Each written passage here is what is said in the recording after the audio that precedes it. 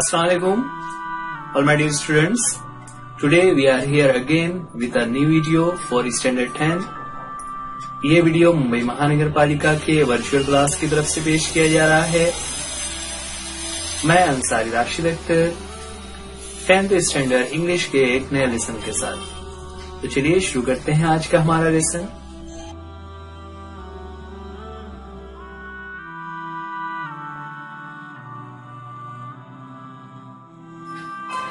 बच्चों, आज 10वीं जमात की इस नए वीडियो में हमारा जो चैप्टर चल रहा था लेट्स मार्च, उसी चैप्टर को कंटिन्यू करते हुए जैसा कि हमने पहले दो चैप्टर्स में और दो वीडियोस में लेट्स मार्च इस चैप्टर के कुछ हिस्सों को पढ़ा, आज हम इस वीडियो में उसके आगे का पार्ट देखने जा रहे हैं, जिसे हमने टाइटल दिया है लेट्स मार्च पार्ट 3। पार्ट 3 से मुराद यहाँ पर कि एक वक्त में ज्यादा बड़ा वीडियो ना बनाते हुए हमने उसे आधे आधे घंटे के 4 पार्ट्स किए हुए हैं, जिसमें आज हम आपके सामने लेकर आ रहे हैं वीडियो सीरीज का तीसरा हिस्सा लेट्स मार्च पार्ट 3। ये वीडियो आप YouTube के BNC EJU उर्दू स्टैंडर्ड 10 इस चैनल पर देख रहे हैं। पार्ट 1 और पार्ट 2 आप ऊपर जो आई का सिंबल दिख रहा है उसमें देख सकते हैं। इस पूरे चैप्टर के बारे में आपको जल्दी से मैं समराइज कर दूं कि एक्चुअल में जो चैप्टर है वो कैलाश सत्यार्थी की स्पीच है, जो 2014 नोबेल प्राइज सेरेमनी में जब उन्हें नोबेल पीस प्राइज मिल रहा था वहां पर उन्होंने ये स्पीच की थी, जिसमें उन्होंने बच्चों के हुकूक, चाइल्ड लेबर और दीगर बातों पर बहुत ही तफसील से यहाँ पर बातें की। चूँकि उन्हें नोबेल पीस प्राइज, जैसा कि हमने पार्ट 1 और पार्ट 2 में देखकर इतना समझा है, तो आपको अंदाज हो गया होगा कैलाश सत्यार्थी चाइल्ड लेबर, बच्चों पर होने वाले जितने भी जुल्म हैं और बच्चों को जिस तरह से उनकी आज़ादी, उनकी हुकूक, उनकी बुनियादी सहूलियात नहीं मिल रही हैं, उस पर वो काम कर रहे होते हैं। उसमें उन्होंने कुछ मिसालें भी दी, किस तरह उन्हें मुश्किलात का सामना रहा, कैसे कैसे मुख्तलिफ मजबूरियों में फंसे हुए बच्चों की उन्होंने मदद की वगैरह। इसी के साथ हमने एक चीज़ और यहाँ पर देखी कि स्पीच को जब डिलीवर किया जाता है, यानी स्पीच किस तरह से होती है, तो उसमें बार बार सामीन यानी जो लोग सुन रहे हैं उन्हें मुखातब करना होता है ना, उनको ध्यान में रखकर स्पीच की जा रही होती है। तो यहाँ पर हमें वो चीज़ें सीखने को मिल रही है। तो चलिए शुरुआत करते हैं। पार्ट 1 और पार्ट 2 में हमने उनके शुरुआती जो कुछ बातें हैं उसको हमने देख लिया हुआ है। अब इस थर्ड वीडियो में हम आगे की स्पीच देखते हैं। छोटा छोटा करके लाइंस और पैराग्राफ्स हमारे सामने आ रहे होंगे। पहली लाइन है वी कैन डू इट। देखिए यहाँ पर ये जो कह रहे हैं we can do it, actual में जो पिछले वीडियो में उन्होंने बात की थी कि हमें बच्चों को फ्री करना है ना, हमें अलग मुख्तलिफ अक़साम की जो फ्रीडम है बच्चों को सोचने की, उनको तालीम की, उनको बोलने की, उनको खेलने कूदने की, ये सारी आज़ादी बच्चों को मिलना चाहिए। तो वो आज़ादी कैसे मिलेगी, तो उस पर वो कह रहे हैं कि वी कैन डू इट, कि हम इसे कर सकते हैं। अब कर सकते हैं से मुराद कैसे किया जाएगा, तो उस पर आगे वो कह रहे हैं कि you may ask what can one person do ना, आप कहेंगे कि मैं अकेले क्या कर सकता हूँ, तो उस पर वो कह रहे हैं कि I would recall a story of my childhood. मैं अपने बचपन की एक स्टोरी रिकॉल करता हूँ। रिकॉल मतलब सुनाना चाहता हूँ, याद कर रहा हूँ। अपने बचपन में उन्होंने एक कहानी सुनी थी, उस कहानी को यहाँ पर वो ऑडियंस के सामने बयान करने के लिए कह रहे हैं। स्टोरी क्या थी तो उसके बारे में कैलाश सत्यार्थी कहते हैं,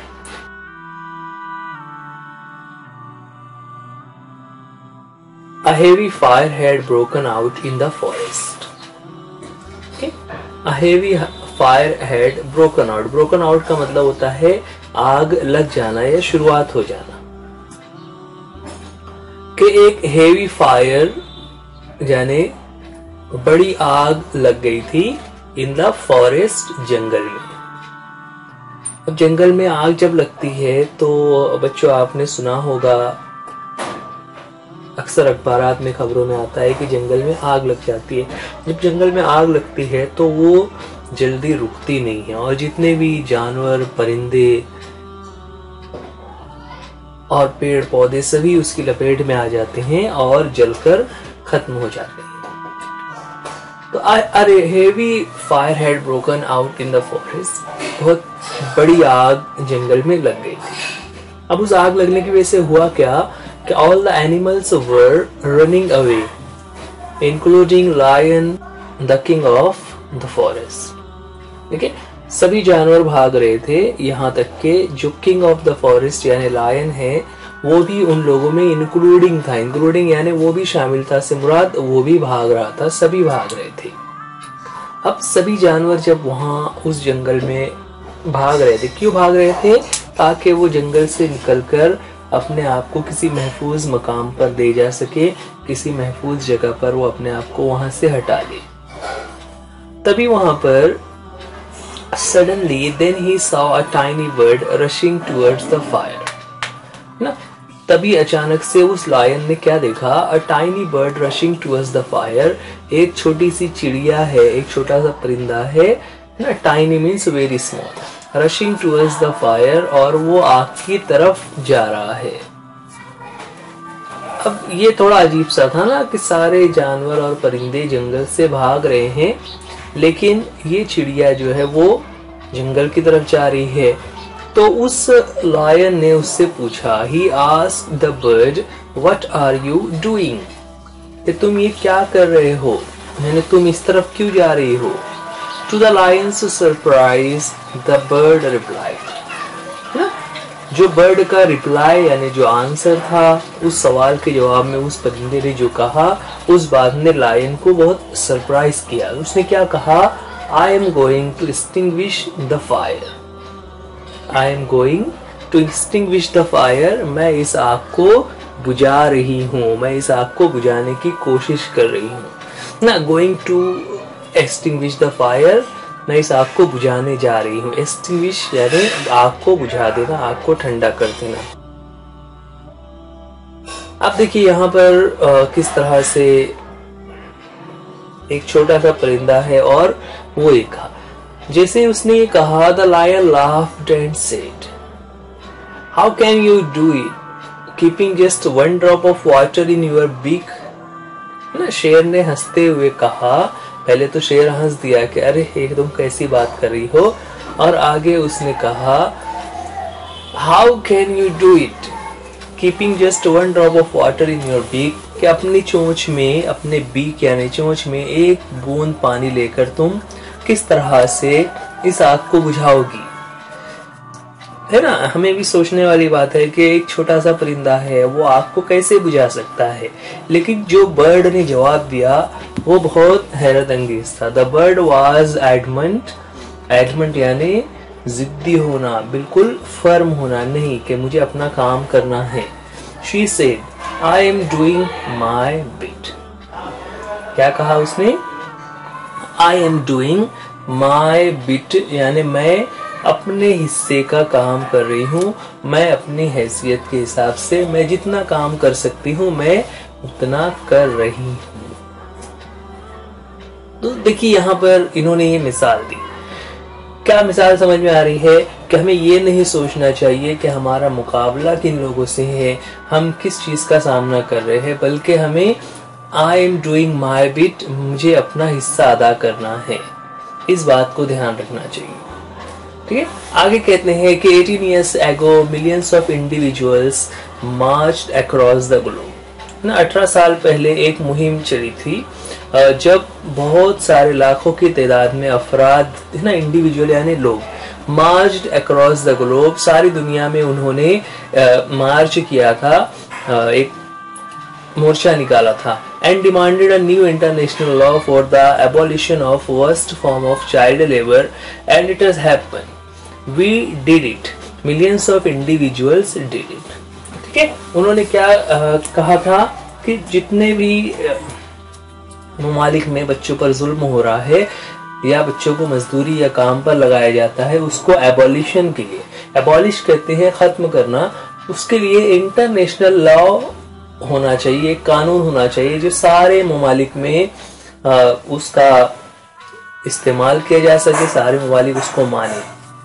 और फिर क्या हुआ, इट हैज हैपेंड, ऐसा हुआ, यानी अक़वाम मुत्तहिदा और सारी दुनिया ने मिलकर ऐसा कानून बना लिया जिसमें बच्चों को जो worst form of child labour थे, यानी जो बच्चों के लिए बहुत ही ज्यादा खराब और बहुत ही ज्यादा उनके लिए मुश्किल गुजार काम हुआ करते थे, उसके लिए उन कामों को रोकने के लिए एक कानून बना लिया। और ये कानून किन लोगों ने बनाया, ये किसी बहुत बड़े अदारे ने उसके लिए मुहिम चलाई, ऐसा नहीं हुआ, बल्कि लाखों की तादाद में ऐसे ही कुछ अफराद, एक एक दो दो, किसी मुल्क में 2 हैं, किसी मुल्क में 5 हैं, किसी मुल्क के किसी रियासत में 2 है, कहीं किसी दूसरे शहर में कुछ लोग हैं, ऐसा करते करते सारी दुनिया में बहुत सारे लोग थे जो ऐसा चाह रहे थे, और फिर ये काम हो गया।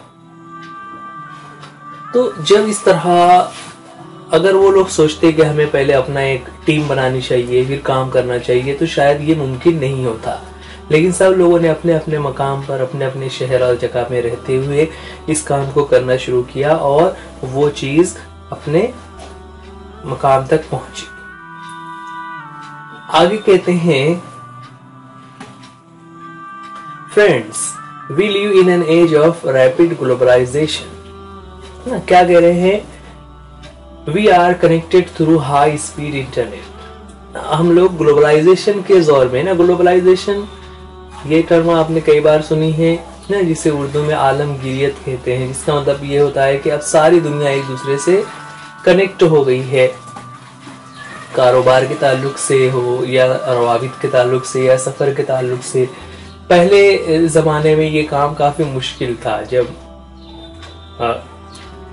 प्लेन्स वगैरह इतने इवॉल्व नहीं हुए थे, तो ये सफर करना और एक मुल्क से दूसरे मुल्क को जाना, ये काम बहुत मुश्किल हुआ करता था ना। लेकिन साइंसी इजादात और साइंसी तरक्की के जरिए अब ये मुमकिन हो गया। इसी तरह we are connected through high speed internet ना, आज हम लोग इंटरनेट से जुड़े हुए हैं। अब इंटरनेट से जुड़े होने की वजह से क्या हो रहा है और ग्लोबलाइजेशन की वजह से क्या हो रहा है कि we exchange our goods and services in one single global market. हम अपने गुड्स एंड सर्विसेज, देखिए यहाँ पर बच्चों गुड्स ना, गुड में एस लगा हुआ है, तो जब गुड के साथ इस तरह एस लगा होता है तो उसका मतलब वो वेरी गुड वाला गुड नहीं होता। गुड्स का मतलब होता है सामान ना। आपने देखा होगा कुछ ट्रक्स के ऊपर गुड्स कैरियर लिखा होता है, तो गुड्स कैरियर का मतलब होता है सामान ले जाने वाली सवारी। So we exchange our goods and services in one single global market.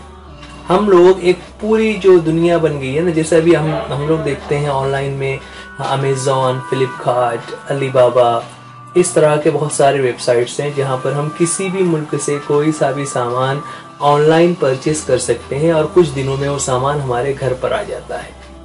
सो इसे ग्लोबल मार्केट कह सकते हैं। Thousands of flights every day connect us from one corner to another corner of the globe, है ना। हजारों फ्लाइट्स हैं जो रोजाना एक मुल्क से दूसरे मुल्क, एक किनारे से दूसरे किनारे का सफर कर रही हैं, और इस तरह हम लोगों को एक जगह से दूसरी जगह जाना बहुत ही आसान हो गया है। इस तरह ये ग्लोबलाइजेशन के असरात हैं। But there is one serious disconnect and there is a lack of compassion. क्या कह रहे हैं, there is one serious disconnect and there is lack of compassion. कि एक चीज है जो हमारे अंदर डिस्कनेक्ट है, जिसको हम अब तक सीरियसली नहीं जोड़ पा रहे हैं, और वो क्या है कि there is lack of compassion, और हमारे पास लैकिंग है। लैक कहते हैं कमी होना को, किस चीज की? कंपैशन। तो there is lack of compassion. Compassion means एहसास, किसी दर्द का एहसास, किसी की मजबूरी को समझना। तो हमें उस मजबूरी को पहुंचने की जरूरत है। तो यहाँ पर वही कह रहे हैं, आगे बता रहे हैं कि let us inculcate and transform these individuals compassion into a global compassion.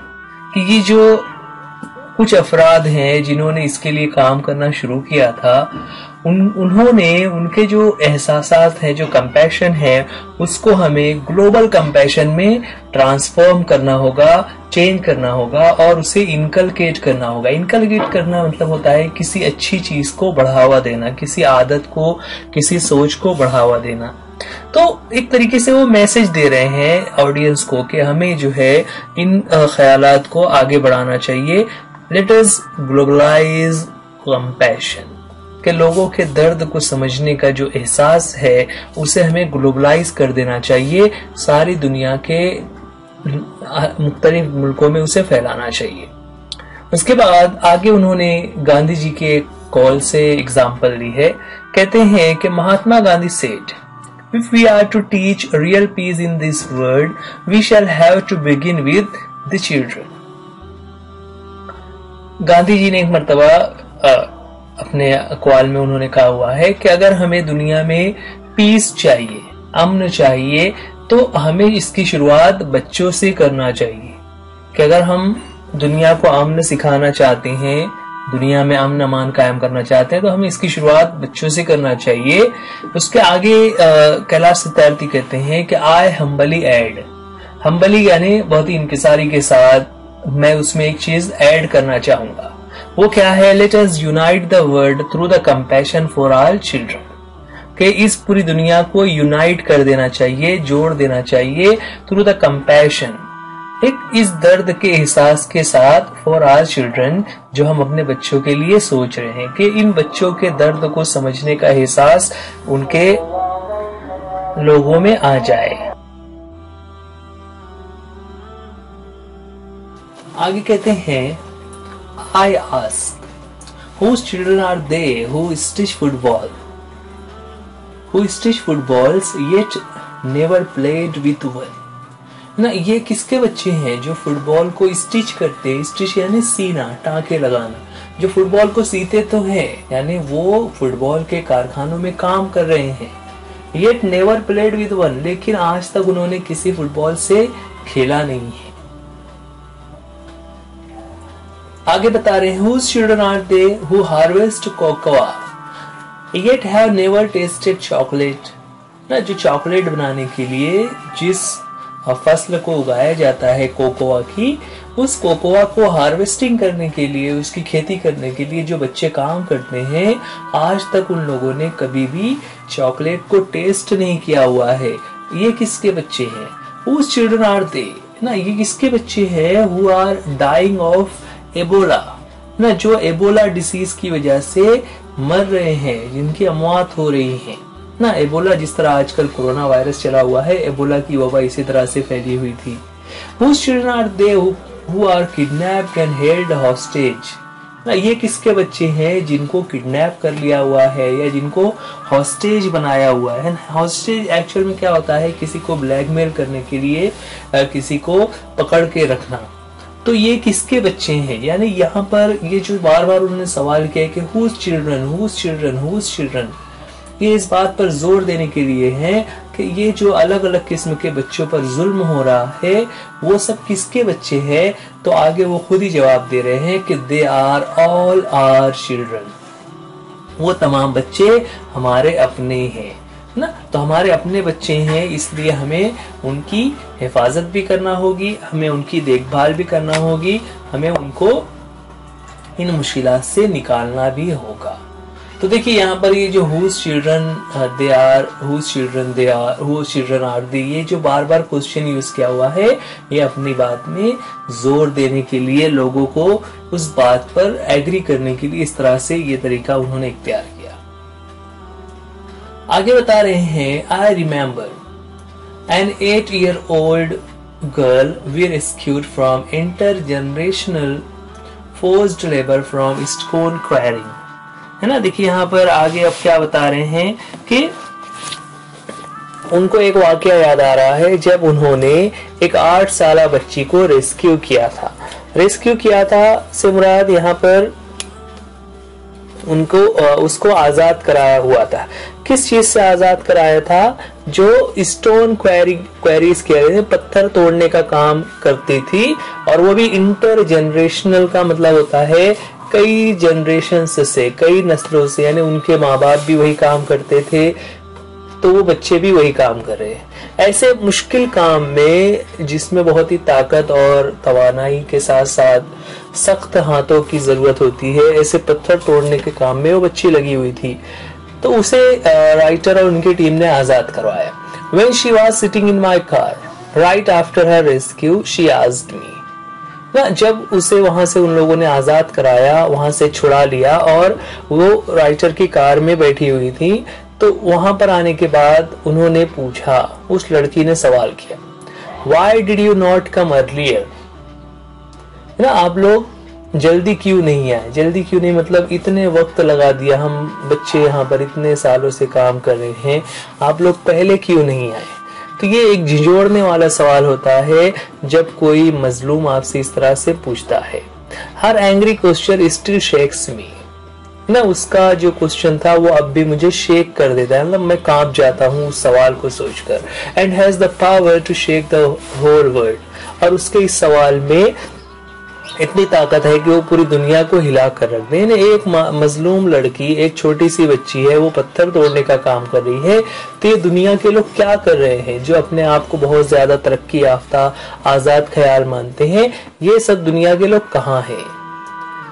आगे हर question is for all of us, ये क्वेश्चन हमारे लिए है कि what are we doing, what are we waiting for, how many girls will we allow to go without rescue, है ना, कि हम कर क्या रहे हैं और what are we waiting for, हम किस चीज का इंतजार कर रहे हैं।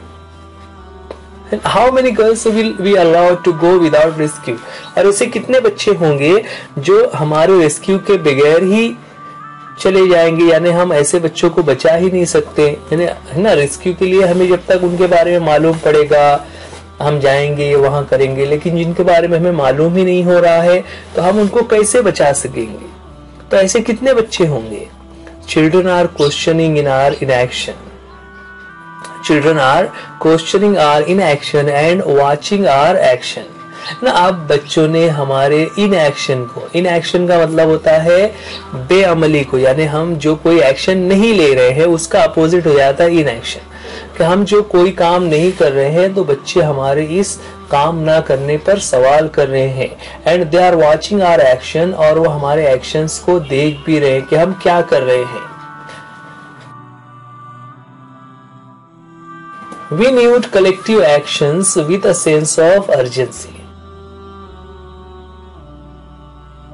हमें एक कलेक्टिव एक्शन चाहिए। कलेक्टिव मतलब मजमूई, कि सब लोगों को मिलकर कुछ एक्शन लेना होगा with a sense of urgency. Urgency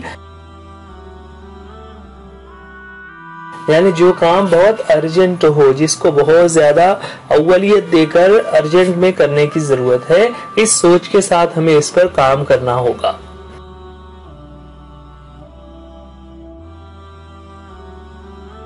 Every single minute matters. Every single child matters and every single childhood matters, है ना। हर वक्त, हर मिनट की अपनी अहमियत है, हर बच्चे की अहमियत है, और हर बच्चे के चाइल्डहुड यानी उसके बचपन की भी अहमियत है। यहाँ पर सिंगल मिनट यानी हर, एवरी सिंगल मिनट, हर एक एक मिनट मैटर्स, मैटर्स यानी अहमियत रखता है।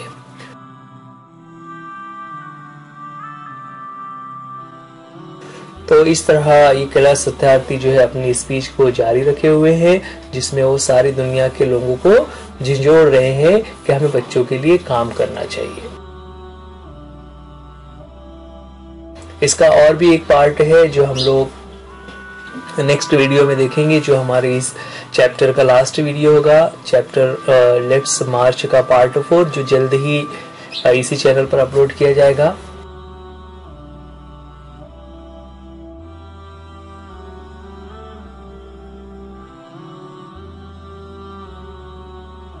बच्चों, आप इस वीडियो को BMC EJU उर्दू स्टैंडर्ड 10 इस चैनल पर देख रहे हैं। आप इस वीडियो को लाइक कीजिए, चैनल को सब्सक्राइब कीजिए और यह वीडियो अपने दोस्तों में भी जरूर शेयर कीजिए।